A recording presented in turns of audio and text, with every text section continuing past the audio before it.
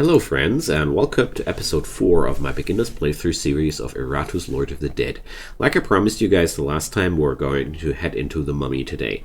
The Mummy is a quite tanky, stress-based mummy. So her feature is whenever an enemy attacks her, he loses luck. One thing about luck is negative luck on the target increases the luck of the attacker.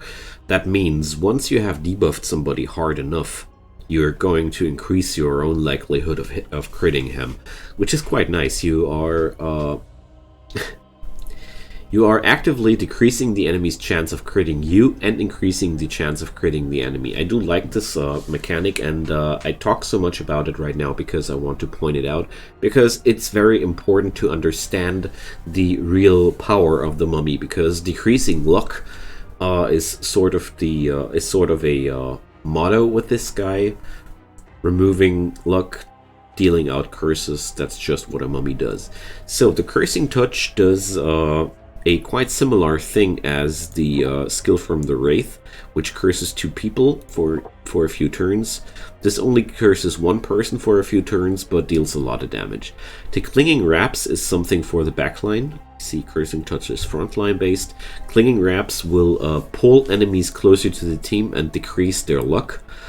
The impending horror deals damage to 1 person and the enemy standing behind it, so it's a 2-slot stress attack.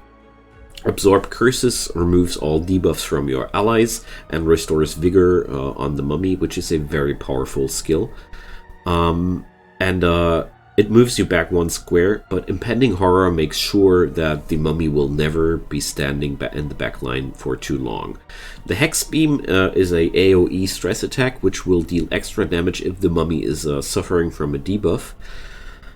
This is something which doesn't happen automatically, but if it does, it's quite strong. And last but not least, the ability of Amplify Curses, which will deal a massive stress attack towards 1 enemy with plus damage for every point of negative luck on the enemy. Quite powerful stuff. So today we're going to explore the opportunities here in a physical based setup first, because I already took a little look on the next battle and we're having a golem in it. And as you might already thought, with a golem I don't want to use stress damage at all. So we're going to put the mummy here into this setup, which is physical based. Let's skill a few more things here. The Bride has a skill point. The Bride of Iratus can also set people aflame, but we didn't explore that option too much yet. I didn't play around her too much. Maybe I'll dedicate a episode to her as well, but well, for now I'll go pretty simple on the warning shot to let it ignore warding. I really like this specialization because I dislike stances a lot, and this makes sure I can destroy the stance if I want to. The zombie will get an upgrade on... I don't know what we're going to upgrade now. So I feel like volley, we can upgrade it to ignore warding or ignore resistance. We can improve the buckshot, that's the 3-man attack, to ignore armor or just deal more damage. Oh, no, not more damage. More damage and hit everybody. Quite intriguing. The Igniting Mixture, that's 1 damage over time skill. I didn't use too much yet. So it sets 2 people afire. So this will put them... what? Put more damage into the damage over time effect. And this turns it into a stress-based curse, and okay, we're going to remember that for the stress people. But here we have the more powder. I can stack that and give him block and ward if I improve that, or he's going to increase his accuracy alongside. And lastly, the bombardment, we can increase the power of each shot or transform the physical damage into magical damage.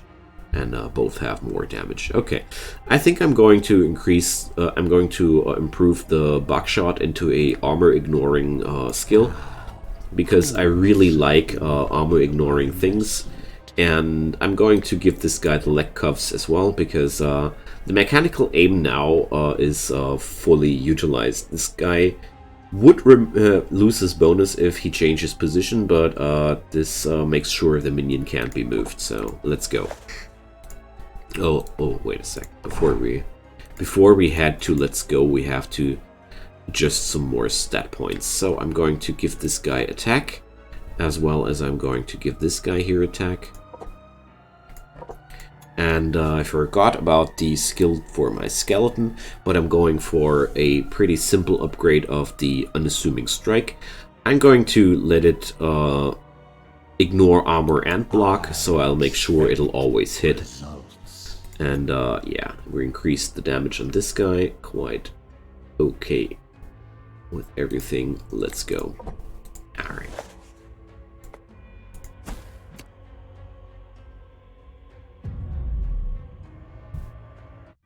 So, the Golem is immune to stress attacks and ignition, he can't escape, and 50% of all attacks aimed at targets behind him, aimed attacks, not AoEs, will be redirected on him. So, we have to take care of this guy first.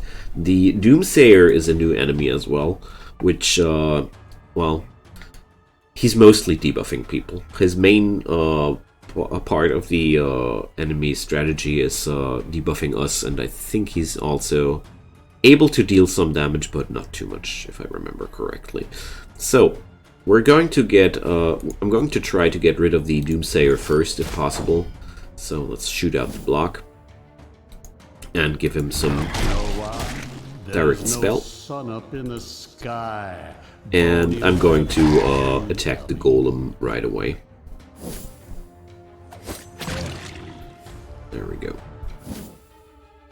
So right now the mummy here has not too many options for me. I'm going to use the clinging wraps here to deal damage to those people, because we're having a physical damage based comp, and now I moved this guy in a way that he's not blocked by the stone golem anymore. That was exactly what I had in mind. So we're going to use the buckshot here. I'm going to make this one.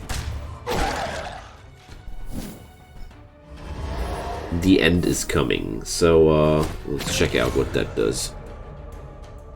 At the beginning of the next turn, deals 100% magical damage to all enemies, so yeah, not debuff. All other characters. He's killing everybody except himself. Lovely guy. So I can't reach the Doomsayer, so I'll just keep smacking the Golem here.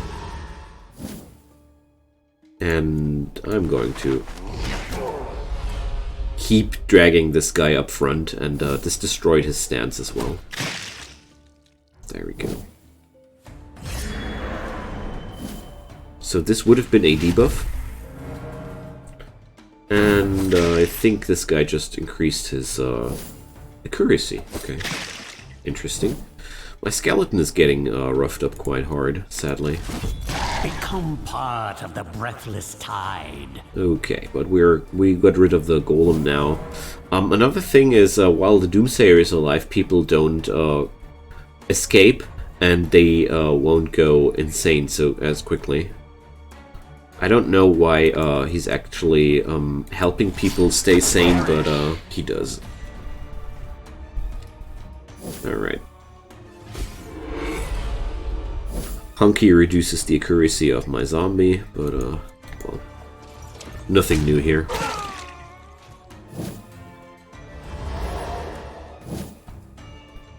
Alright. So, well, he has blocks on him. I knew that already, but I wanted to, open up a venue for my Bride of Iratus to leave 7 HP of this guy left. Oh man. Left up. I should have went for the version which makes it impossible to miss with it. Whatever. So here we are, the mark. Every attack against the target is a critical hit. That's really, really dangerous. So, I shouldn't have used the magic attack, so there we are. So the abilities of the mummy in a physical setup are quite limited, but they are present.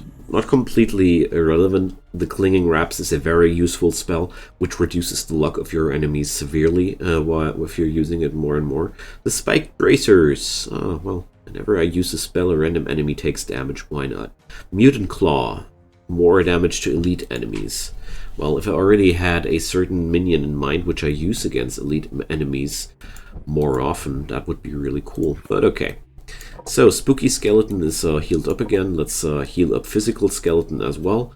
And I think it's about time to upgrade my Mortuary, because I keep having a lot of roughed up minions, and we're going to need a new Wraith for that. So let's fill up the thing here. Why do I get this sinking feeling in my putrefied gut? There we go. So this is already costing 50 of my Digger's Souls, but I really feel like it's worth it. So we're going to heal my people with a little distillation in between. And I wanted to go quickly over the other things here as well. So with the transmutation, you can transmute 3 parts of any type to a new part. So if you do this, in most scenarios, I'm going to be having a new common part, but there's a chance of upgrading them. But as you see, without skills, this is not really too useful. Calcination works quite similarly like the distillation, only for mana. And the extraction converts 3 things of a same type to a new item. This is where we can craft some items like the Blood Diamond here, which will reduce damage.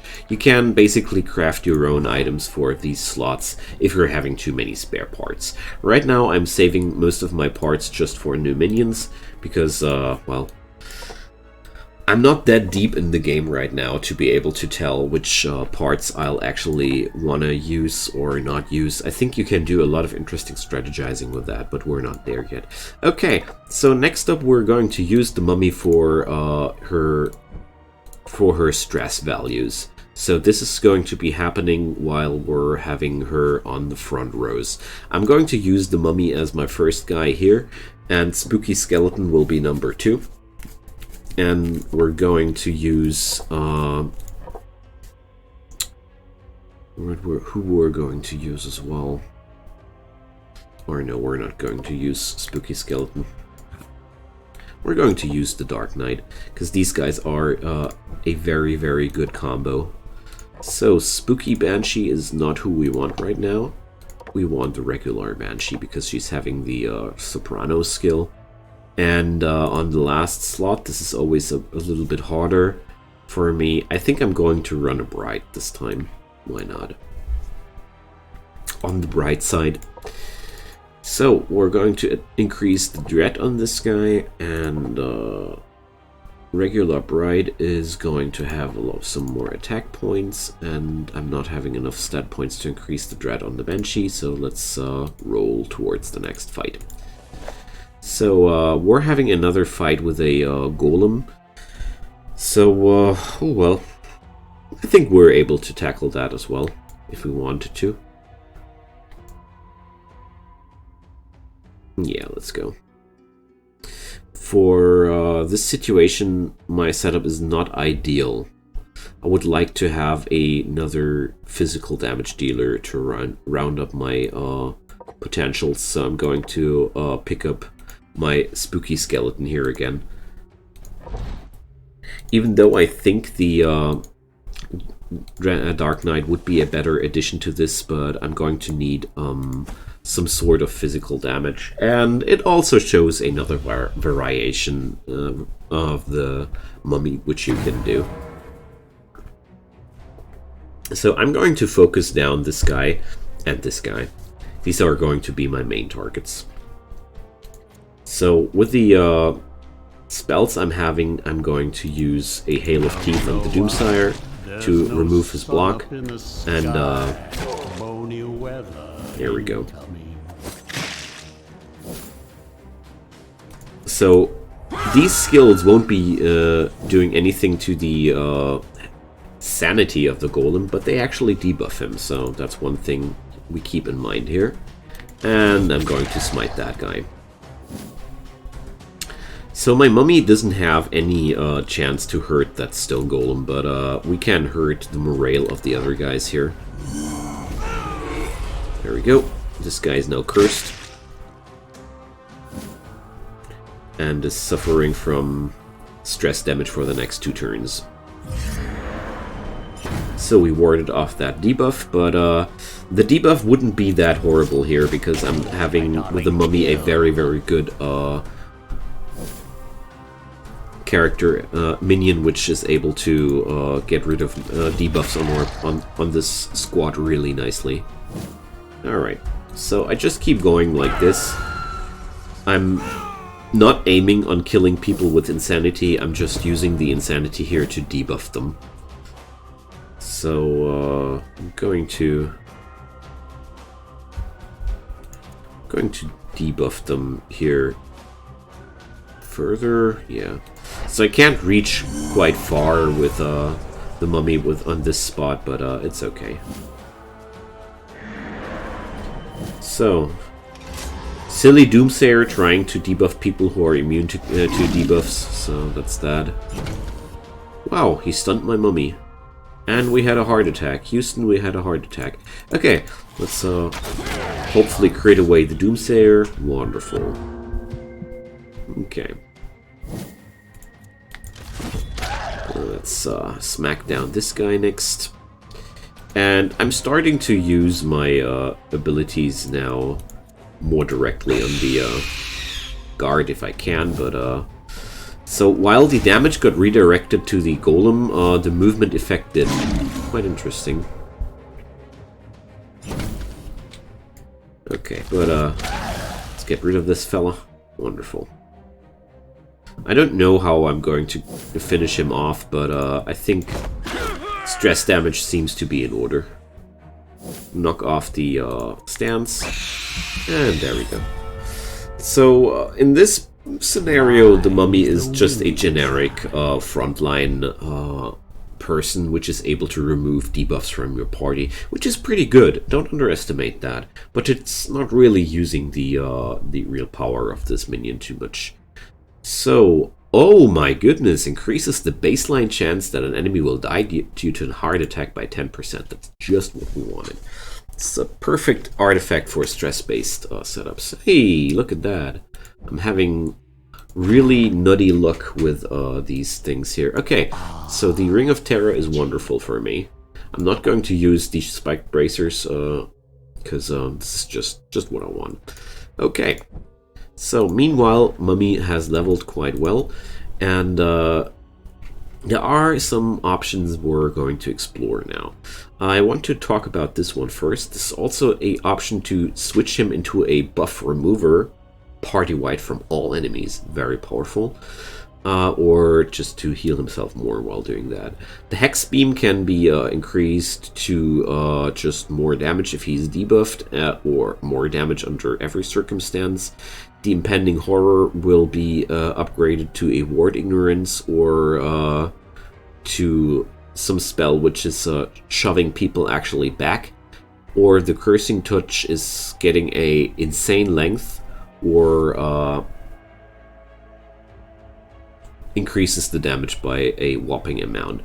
Clinging Wraps will get increased into a massive luck debuff, or a skill which does just more damage, or what's the difference here?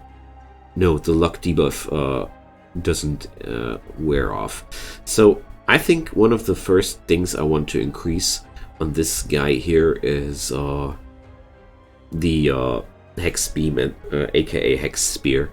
I'm going to go for the generic upgrade because the debuffing thing is okay, but it doesn't happen too often for now. I'm going to be happy with it like this. So there's nothing I want to have here. So we're going to switch off the skeleton now and grab the Dark Knight just like I wanted in the first place. Okay. There we go. That's that. So for the last slot, I'm not really happy with the Bride right now, but she is an option I want to keep. So this is not my spooky Banshee, so I'm going to swap her right now because we're going for some stress-based setup here. I could try something like this. No, this won't work from that slot. So right now I'm not really happy with my options on the last slot, but I think I'm going to do it like this. There we go. Okay, let's try this setup. It's basically quite easy. I'm going to use the No Tomorrow stance, and these guys are all applying debuffs. Like, all of them. And this is going to be a lot of fun for us. I'm going to avoid this venue. I don't need the heals too much. Let's rather go for the chest. So what do we get here? A jar of acid. All enemies lose armor and resistance. Minions gain armor until the battle ends and have a chance to miss their turn. And if the total sum of minions levels is less than 21 after a victory, Iratus additionally gains 10% of the experience from the current level. I'm going to go for the Jar of Acid. This is mainly because I feel like the Jar of Acid has the biggest long time value. Okay, so here I can go into a fight where I definitely will know what I'm up against. Oh, well, I'm going for this one. Okay. Let's go. My options to work with the mummy right now are still a little bit limited, but even with the amount of things I'm having at my disposal, it is already quite good. So we're going to use the Necrotic Wind, and I'm going to use it on this guy. It'll also decrease his initiative insanely, so it's also pretty good for all of us. Debuffing those guys. And now we're going to the No Tomorrow stance, a little bit too late, but whatever. And there we go. We're going to use the Cursing Touch here. Direct damage there, follow-up damage there, and that's quite a lot of stress damage for everybody. Okay.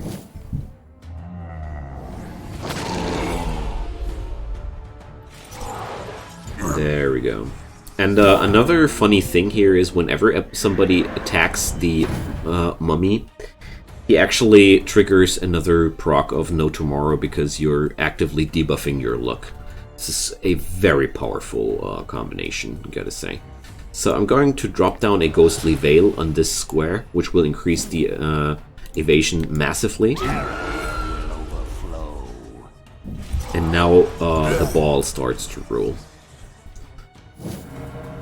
I could either let him remove his debuffs by himself, but I'm going to leave that job to the mummy, so he's going to get back into his killer stance, and we're going to absorb those curses from our team, because I don't want that mark on the fella here. That's that. This is very important for me because the mark of this guy is very strong, really very strong. It makes you suffer a lot more damage, and you don't want that. So overall, as you see, the synergy of the skills here is quite powerful, because there is so much interaction between the Dark Knight and the enemies. It's insane. Okay, so some Necrotic Wind for one of those mages. Why not? So one direct, one follow-up. I'm lucky he'll die. If not, well, who cares? At some point they'll die. And again, I'll stay in the No Tomorrow stance.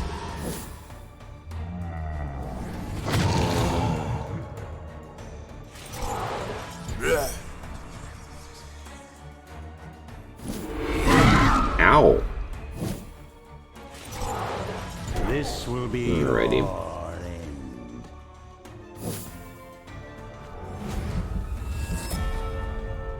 Okay, so this guy just killed his ally. Wonderful.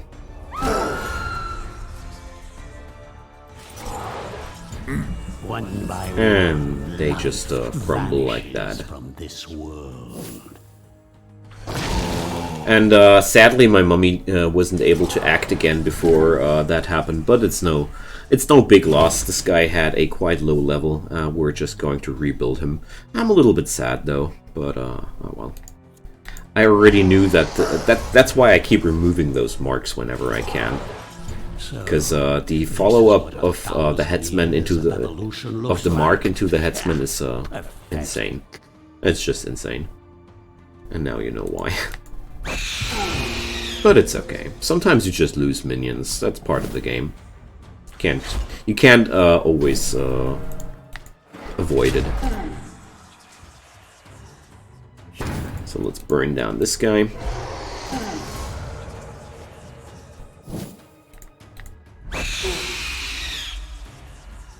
One day he should suffer a heart attack. There we go. Okay. So hopefully I'll pull out a brain. Wonderful. Hatchet. All minions gain attack and dread. Cool. Okay. So I'll be able to rebuild that mummy in no time. That's good.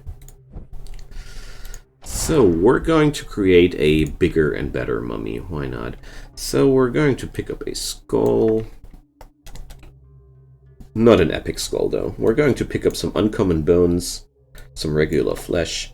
I don't want to use the big parts yet, so I don't feel like it's time for that already. Alright, so we're going to use that brain here, and I'm going to stick with the same upgrade here. I'm going to go for that one. Increase the dread rating. There we go. Some initiative. Done. Is there any sexy item? No, not yet. Okay, so I can now upgrade my Dark Knight a little bit more, but as you've already noticed, I don't use much of these things for here in general. I could change the skill to buff up mana or wrath more, but right now I feel like the Hollow Stare is the thing I want to increase. I just want to increase the amount of damage they take for each buff and debuff.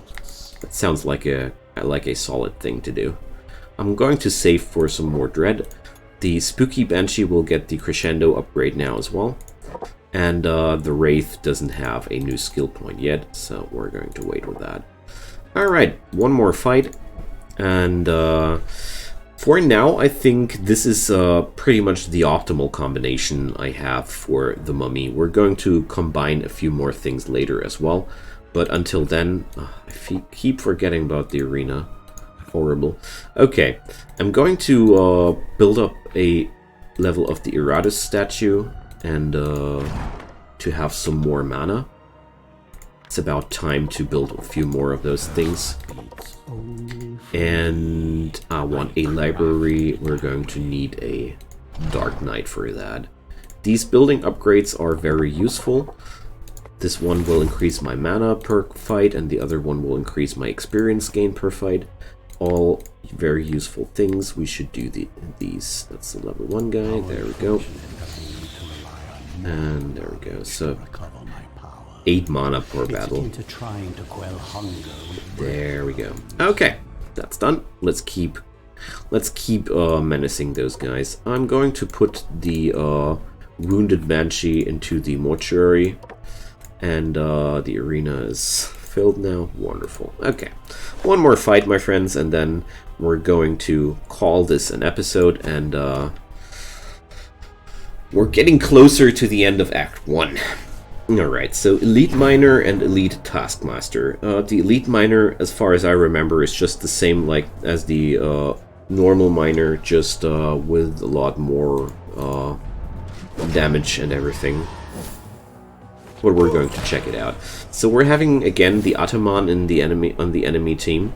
I'm going to remove that ward immediately, and I'm going to start focusing her, just like I said the last time.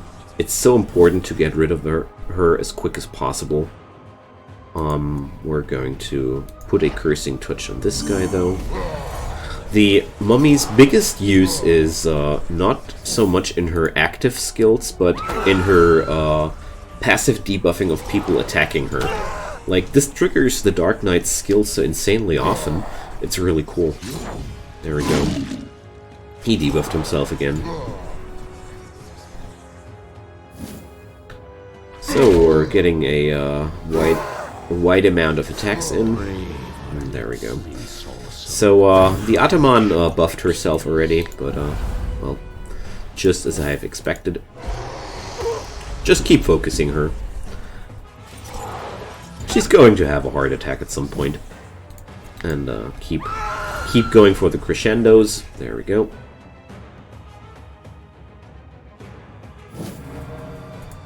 And keep being in that stance here. Ow. Let's do a cursing touch on this guy.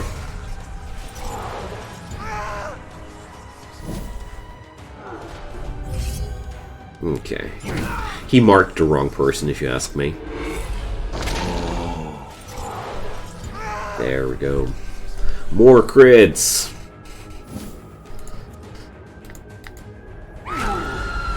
Okay.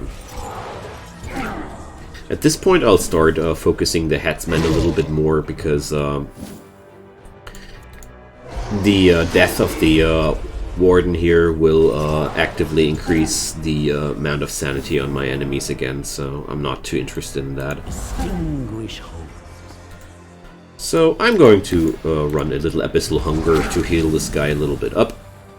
It's not really meant to kill anybody, it's just there to recover a little bit of vigor.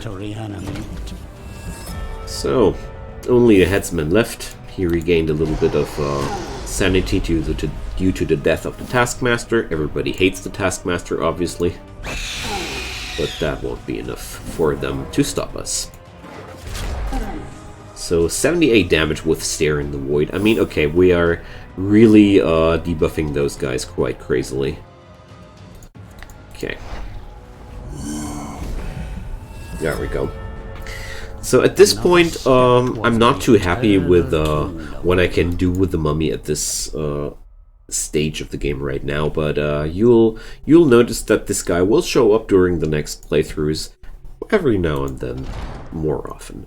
Okay, next episode we're going to dive into the powers of the Lich, which is going to be quite interesting as well. And until then, my friends, I'd love to see some comments, or some thumbs, or some subscriptions if you want to. I would be really happy about that, but if not, just let me say thanks for watching, and I hope you're coming back for the next one, when we're going to explore more of this area, and maybe kill the boss even. We're pretty close. See you guys.